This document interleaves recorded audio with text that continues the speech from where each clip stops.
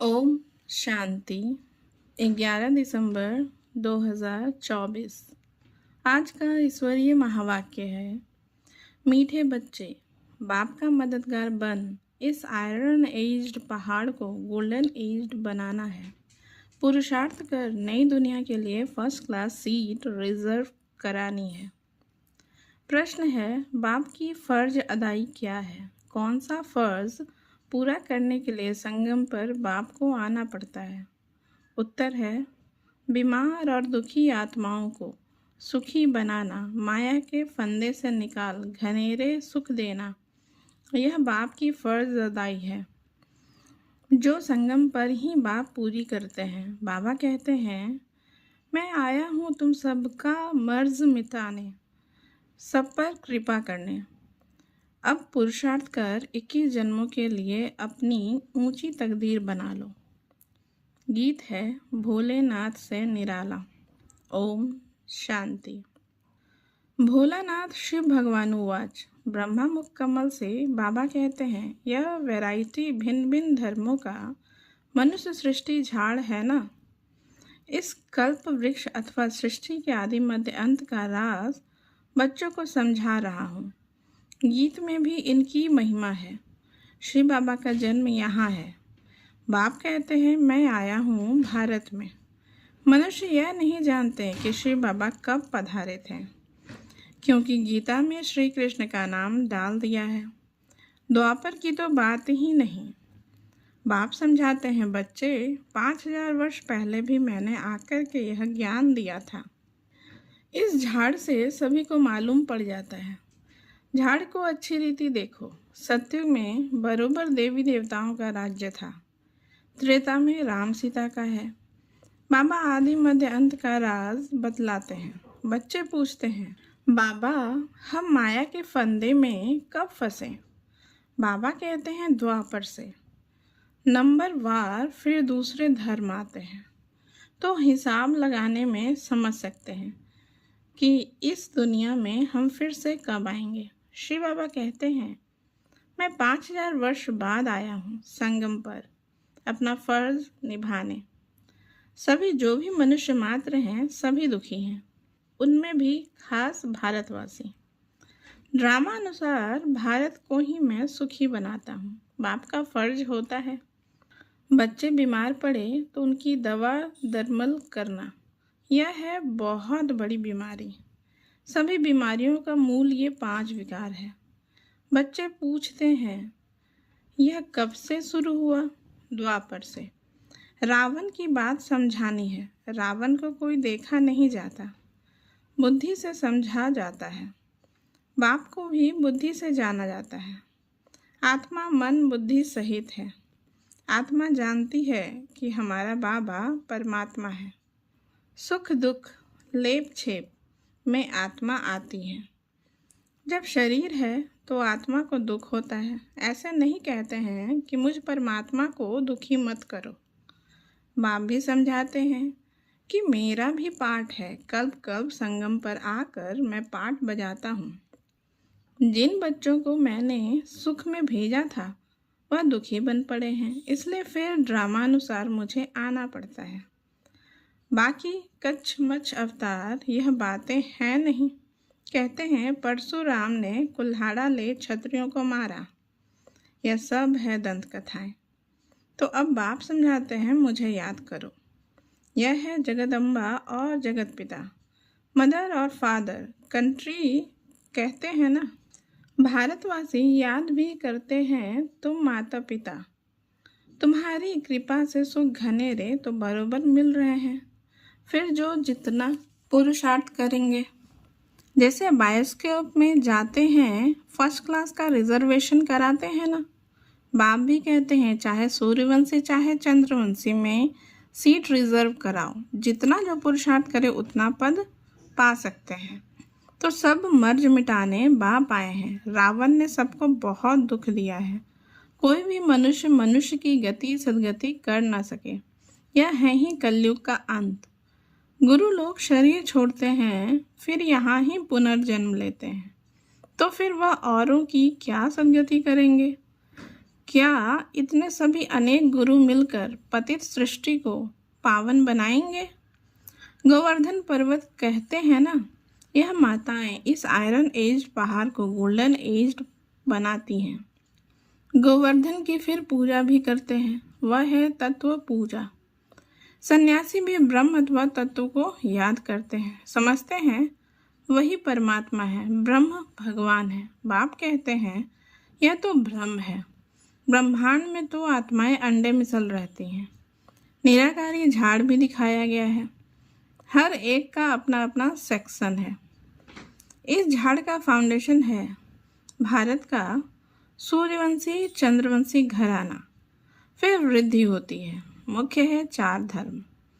तो हिसाब करना चाहिए कौन कौन से धर्म कब आते हैं। जैसे गुरु नानक 500 वर्ष पहले आए, ऐसा तो नहीं सिख लोग कोई 84 जन्म का पाठ बजाते हैं। बाप कहते हैं 84 जन्म सिर्फ तुम ऑलराउंडर ब्राह्मणों के हैं। बाप ने समझाया है कि तुम्हारा ऑलराउंड पाठ है, ब्राह्मण देवता क्षत्रिय वैश्य शूद्र तुम बनते हो। जो पहले देवी देवता बनते हैं वही सारा चक्र लगाते हैं। बाप कहते हैं तुमने वेद शास्त्र तो बहुत सुने, अभी यह सुनो और जज करो कि शास्त्र राइट है या गुरु लोग राइट हैं, या जो बाप सुनाते हैं वह राइट है। बाप को कहते ही है ट्रुथ, मैं सच बतलाता हूँ, जिससे सतयुग बन जाता है और द्वापर से लेकर तुम झूठ सुनते आए हो तो उससे नरक बन पड़ा है। बाप कहते हैं मैं तुम्हारा गुलाम हूँ, भक्ति मार्ग में तुम गाते आए हो मैं गुलाम तेरा। अभी मैं तुम बच्चों की सेवा में आया हूँ। बाप को निराकारी निरहंकारी गाया जाता है, तो बाप कहते हैं मेरा फर्ज है तुम बच्चों को सदा सुखी बनाना। गीता में भी है अगम निगम का भेद खोले। बाकी डमरू आदि बजाने की कोई बात नहीं है, यह तो आदि मध्य अंत का सारा समाचार सुनाते हैं। बाबा कहते हैं तुम सभी बच्चे एक्टर्स हो, मैं इस समय करण करावन हार हूँ, मैं इनसे ब्रह्मा से स्थापना करवाता हूँ। बाकी गीता में जो कुछ लिखा हुआ है वह तो है नहीं, अभी तो प्रैक्टिकल बात है ना। बच्चों को यह सहज ज्ञान और सहज योग सिखलाता हूँ, योग लगवाता हूँ। कहा है ना योग लगवाने वाले झोली भरने वाले मर्ज मिटाने वाले। गीता का भी पूरा अर्थ समझाते हैं। योग सिखलाता हूँ और सिखलवाता भी हूँ। बच्चे योग सीखकर फिर औरों को सिखलाते हैं ना, कहते हैं योग से हमारी ज्योत जगाने वाले। ऐसे गीत भी कोई घर में बैठकर सुने तो सारा ही ज्ञान बुद्धि में चक्र लगाएगा। बाप की याद से वर्षे का भी नशा चढ़ेगा। सिर्फ परमात्मा व भगवान कहने से मुख मीठा नहीं होता, बाबा माना ही वर्षा। अब तुम बच्चे बाबा से आदि मध्य अंत का ज्ञान सुनकर फिर औरों को सुनाते हो, इसे ही शंख ध्वनि कहा जाता है। तुमको कोई पुस्तक आदि हाथ में नहीं है, बच्चों को सिर्फ धारणा करनी होती है। तुम हो सच्चे रूहानी ब्राह्मण, रूहानी बाप के बच्चे। सच्ची गीता से भारत स्वर्ग बनता है, वह तो सिर्फ कथाएं बैठ बनाई हैं। तुम सब पार्वतियाँ हो, तुमको यह अमर कथा सुना रहा हूँ। तुम सब द्रौपदियाँ हो, वहाँ कोई नंगन होते नहीं। कहते हैं तब बच्चे कैसे पैदा होंगे?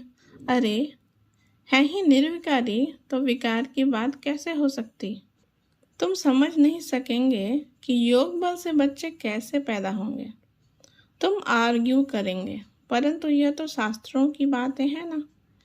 वह है ही संपूर्ण निर्विकारी दुनिया, यह है विकारी दुनिया। मैं जानता हूँ ड्रामा अनुसार माया फिर तुमको दुखी करेगी।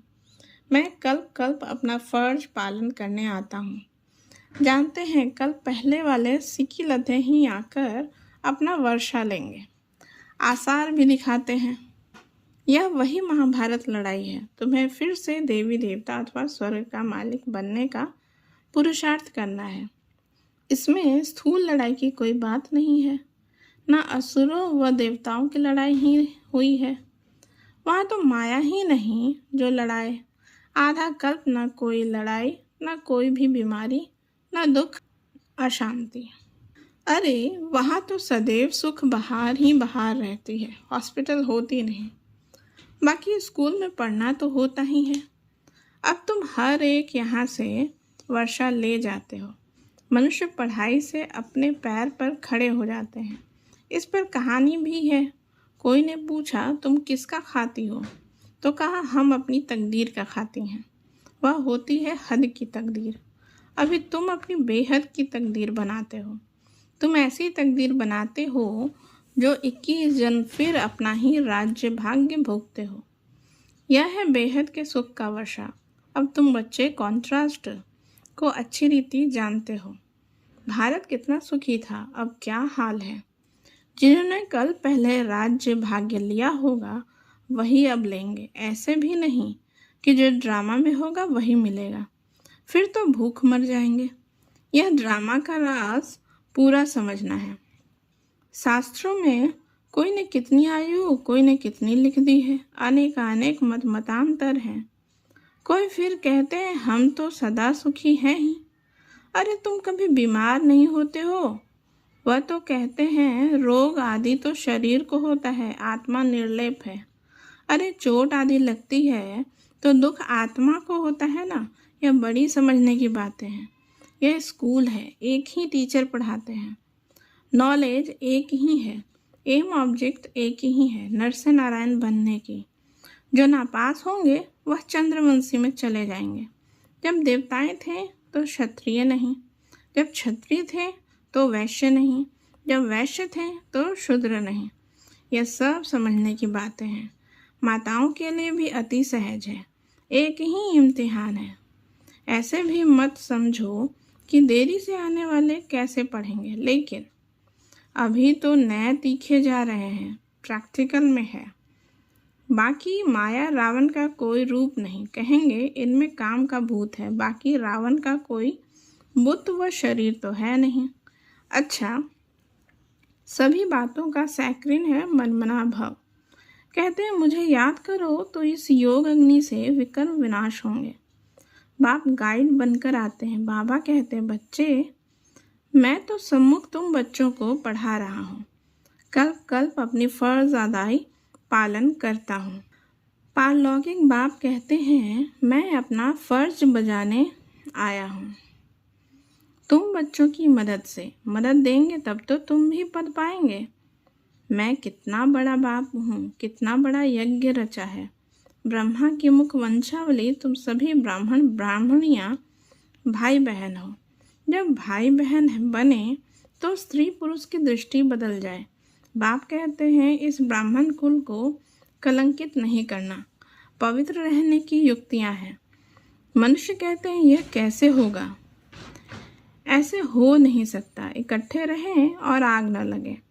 बाबा कहते हैं बीच में ज्ञान तलवार होने से कभी आग नहीं लग सकती, परंतु जबकि दोनों मनमना भव रहे, श्री बाबा को याद करते रहे, अपने को ब्राह्मण समझे। मनुष्य तो इन बातों को नहीं समझने कारण हंगामा मचाते हैं। यह गालियां भी खानी पड़ती है। श्री कृष्ण को थोड़ी ही कोई गाली दे सकते। श्री कृष्ण ऐसे आ जाए तो विलायत आदि से एकदम एरोप्लेन में भाग आए, भीड़ मच जाए, भारत में पता नहीं क्या हो जाए। अच्छा, आज भोग है, यह है पियर घर और वह है ससुर घर। संगम पर मुलाकात होती है। कोई कोई इनको जादू समझते हैं। बाबा ने समझाया है कि यह साक्षात्कार क्या है, भक्ति मार्ग में कैसे साक्षात्कार होते हैं। इनमें संशय बुद्धि नहीं होना है, यह रस्म रिवाज है। शिव बाबा का भंडारा है तो उनको याद कर भोग लगाना चाहिए। योग में रहना तो अच्छा ही है, बाबा की याद रहेगी। अच्छा, मीठे मीठे सिक्की लधे बच्चों प्रति माता पिता बाप दादा का याद प्यार और गुड मॉर्निंग। रूहानी बाप की रूहानी बच्चों को नमस्ते। हम रूहानी बच्चों की रूहानी माता पिता बाप दादा को भी याद प्यार गुड मॉर्निंग, नमस्ते नमस्ते नमस्ते। थैंक यू बाबा, शुक्रिया बाबा। धारणा के लिए मुख्य सार है। पहला नंबर, स्वयं को ब्रह्ममुख वंशावली समझकर पक्का पवित्र ब्राह्मण बनना है। कभी अपने इस ब्राह्मण कुल को कलंकित नहीं करना है। दूसरा नंबर, बाप समान निराकारी निरंकारी बन अपनी फर्ज अदाई पूरी करनी है। रूहानी सेवा पर तत्पर रहना है। वरदान है, स्नेह की शक्ति से माया की शक्ति को समाप्त करने वाले संपूर्ण ज्ञानी भव। इसका विस्तार है, स्नेह में समाना ही संपूर्ण ज्ञान है। स्नेह ब्राह्मण जन्म का वरदान है। संगम युग पर स्नेह का सागर स्नेह के हीरे मोतियों की थालियां भर कर दे रहे हैं, तो स्नेह में संपन्न बनो। स्नेह की शक्ति से परिस्थिति रूपी पहाड़ परिवर्तन हो पानी समान हल्का बन जाएगा। माया का कैसा भी विकराल रूप व रॉयल रूप सामना करे, तो सेकंड में स्नेह के सागर में समा जाओ, तो स्नेह की शक्ति से माया की शक्ति समाप्त हो जाएगी। स्लोगन है, तन मन धन, मन वाणी और कर्म से बाप के कर्तव्य में सदा सहयोगी ही योगी हैं। ओम शांति।